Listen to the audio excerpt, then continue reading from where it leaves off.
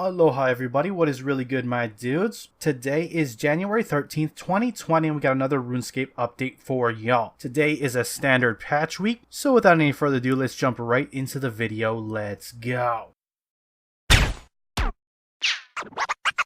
Cats is the illest. What you talking about, Willis?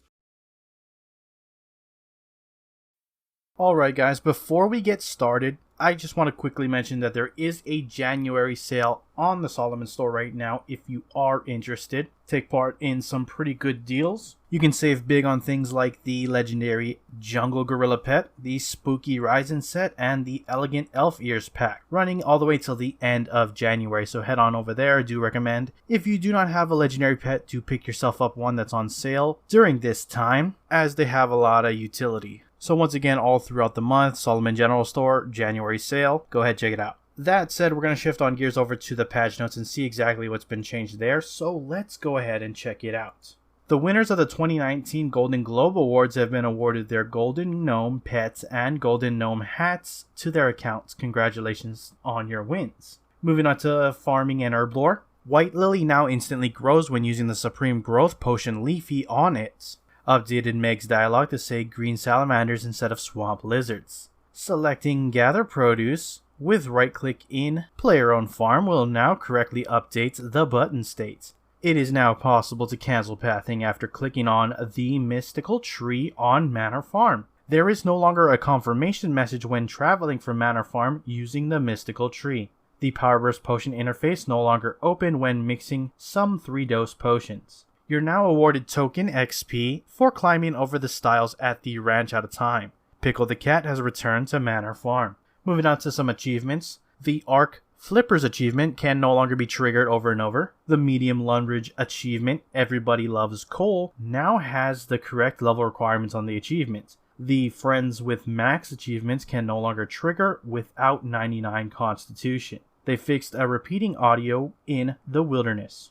During next AOD, a second Golden of the Praisal title can now be earned by completing the next AOD drop log, including the 4 intricate chests. For clue scrolls, track colors and intersection graphics were updated on Celtic Knots to improve colorblind accessibility. Moving on some graphics changes, the mannequins outside the GE have been updated to show a more snowy version of the Slayer armor, fixed the clipping issue in the Gnome Maze. Fire model graphics have been updated by Isdwin/Eluned. Teleport animation overrides that have quick versions will now play in place of many more standard teleport animations while activated. The Makeover Mage took a day trip to Anachronia Farm and decided to give General Bentnose a makeover. Bentnose no longer uses his old school model and has been replaced with the more up-to-date model. Moving on to some interface changes. When hovering over Hooded Cube PC, it now says Hooded Quest Point Gate. Anti-poison, super anti-poison, energy, and super energy flasks can now be consumed from the inventory within the bank interface.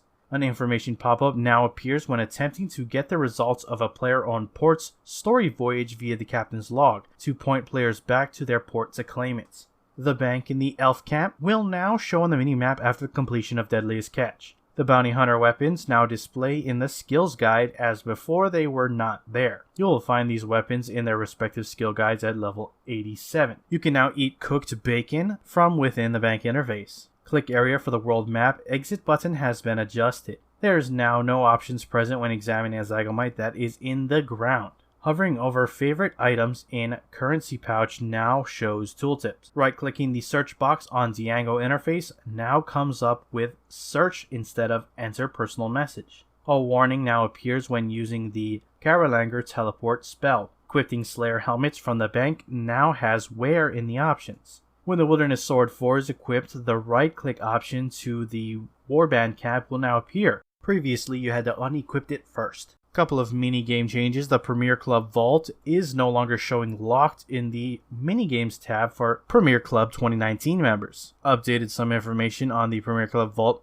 minigame interface. Moving on to some mobile changes. Fixed mobile safe zones when examining objects, spells, and prayers. Improved pinpoint accuracy of markers on world map. Fixed an issue that was preventing the region information selection from changing when tapping on an island to view more information about it on the player-owned port archipelago map. On mobile, longer names for items on tooltips are now being spread out across the 2 lines instead of just one. Player examine interface now takes into consideration mobile notches and safe areas. Fixed an issue in the world map panels being partially cut off by the notch safe area.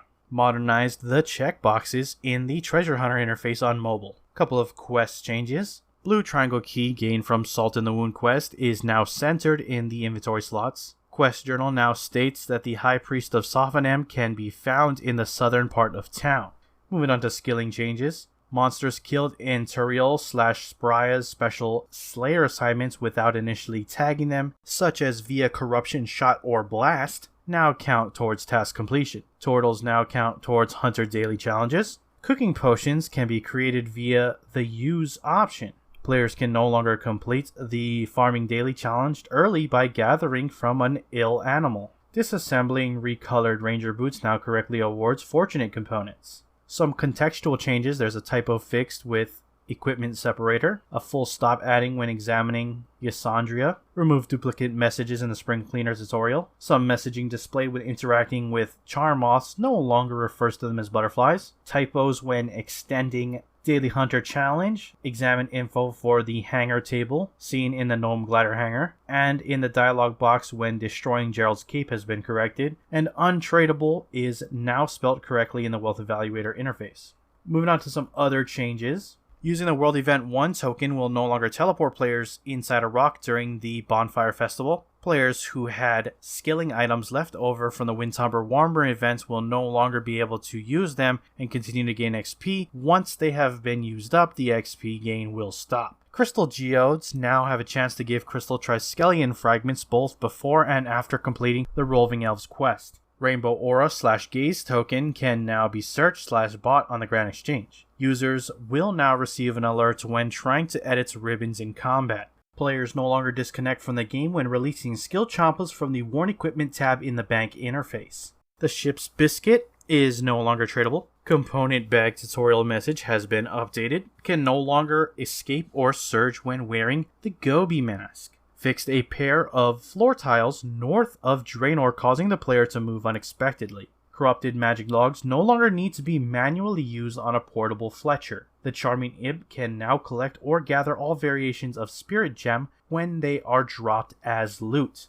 It's no longer possible to get multiple scrolls from the Dying Knight at the entrance of the God Wars dungeon. Oddment's store will now have enhanced notepaper instead of magical notepaper. Crossbow limbs no longer get equipped in the shield slot when equipping them from the bank. Adjusted clan member anniversary messaging to better account for calendar months and years, as well as adding a new 1-month anniversary message. They fixed an issue with the Rainbow's End that prevented players from claiming a 1x multiplier unlock if they already have ×7 multiplier unlocked. And finally, players who are supposed to receive the Twitch Prime cosmetic outfit will now correctly receive this on login. That's it for your patch notes. Links to everything discussed in this video will be down in the description below. Head on over there to check it out. With that, I'm wrapping the video. If you enjoyed it, hit that like button. If you're not subscribed yet and you want to stay up to date on all things RuneScape related, hit that subscribe button. Anyways, I appreciate you watching. I am out. Aloha.